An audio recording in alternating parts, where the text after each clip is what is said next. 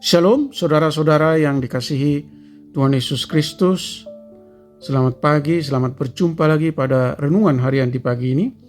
Damai sejahtera Allah Bapa dan sukacita Roh Kudus memberkati kita semua. Kiranya kasih dan hikmat yang daripada Tuhan kita Yesus Kristus menolong kita untuk melakukan tugas dan pekerjaan kita di sepanjang hari ini. Nas renungan buat kita hari ini Kamis tanggal 22 Agustus 2024 diambil dari kitab Perjanjian Lama, kitab Yeremia pasal 24 ayat 7. Dikatakan demikian, Aku akan memberi mereka suatu hati untuk mengenal aku, yaitu bahwa akulah Tuhan. Mereka akan menjadi umatku dan aku ini akan menjadi Allah mereka, sebab mereka akan bertobat kepadaku dengan segenap hatinya. Demikian firman Tuhan. Tema renungan, mengenal Allah adalah kebahagiaan sesungguhnya. Saudara yang dikasihi Tuhan Yesus Kristus, kita diciptakan untuk mengenal Allah dalam keintiman yang kudus. Maka yang terpenting bagi orang Kristen selama berada di dalam dunia ialah bertumbuh dalam pengenalan akan Allah. Yesus berkata, inilah hidup yang kekal itu, yaitu bahwa mereka mengenal Engkau satu-satunya Allah yang benar dan mengenal Yesus Kristus yang telah Engkau utus.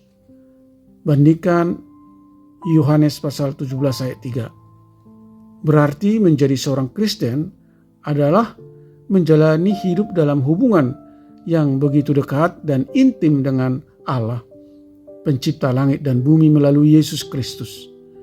Perkataan Yesus di atas sebenarnya sebuah janji yang sudah diberikan oleh Allah beberapa abad sebelumnya melalui para nabinya.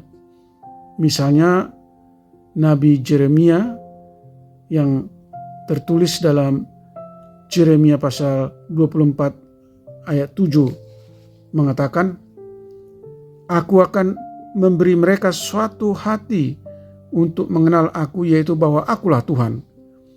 Nabi Yesaya juga berkata kepada kita bahwa pengenalan akan Allah akan menandai pemerintahan Sang Penebus yang dijanjikan.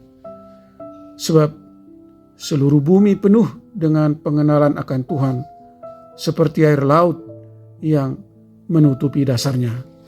Bandingkan Yesaya pasal 11 ayat 9. Saudara yang dikasihi Tuhan Yesus Kristus, mereka yang benar-benar mengenal Tuhan dan memperdalam keintiman dengannya akan mendapati bahwa kehidupan mereka ditandai dengan tumbuhnya integritas, kekudusan, kebijaksanaan, dan kemampuan menghasilkan buah kebenaran.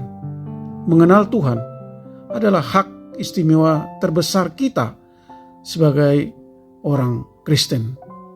Yeremia mengingatkan kita bahwa kebahagiaan dalam hidup kita seharusnya tidak datang dari kecerdasan, kekuasaan, atau kekayaan, tetapi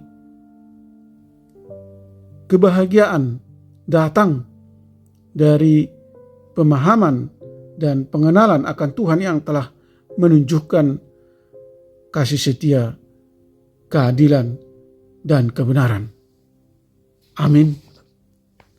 Mari kita berdoa. Tuhan Allah Bapa di surga, Allah yang Maha Baik, berilah kami pertumbuhan iman yang semakin kokoh dan kuat supaya kami dapat mengenal Allah lebih baik dan lebih dalam, dan kami memiliki relasi yang intim dengan Tuhan dengan mengenal Allah dan relasi yang intim, maka kami akan semakin memahami bahwa Allah adalah Allah pencipta langit, bumi, dan segala isinya. Semua adalah ciptaan Tuhan. Apapun yang terjadi di dunia ini, semua atas pengetahuan oleh Sang Pencipta dan di bawah kendali otoritas Allah. Dengan mengenal Allah, maka kami akan memahami bahwa Allah adalah Allah yang penuh kasih, setia, adil, dan benar. Sehingga jika kami dekat dengan Allah dan senantiasa ada di bawah naungan kasih setia Allah, maka kami akan senantiasa mengalami damai, sejahtera, dan kebahagiaan.